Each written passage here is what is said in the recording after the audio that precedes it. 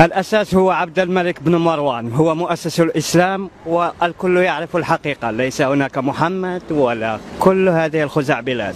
مؤسس الإسلام هو عبد الملك بن مروان، ابن مروة قادم من إيران، وهدم كنيسة في الديار المقدسة، وسرق القبة الذهبية، وبنى قبة الصخرة.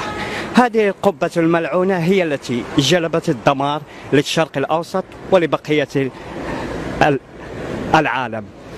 المذاهب، أنا لا أهتم لا بمالكي ولا شافعي، لأنهم كلهم شر واحد. الإسلام شر، أكبر شر عرفه التاريخ.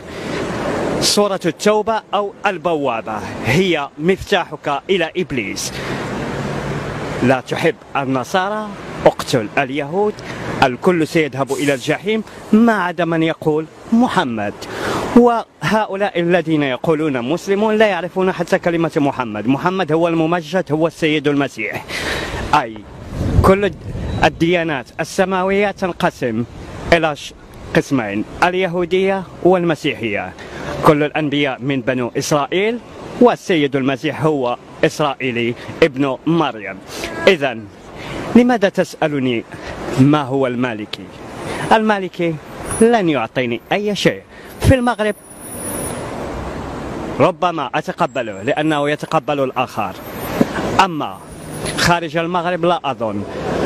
الشيعة الحنبليون كلهم مجرمون وإرهابيون، يقتلون الناس باسم الدين. إذن أنا ملحد.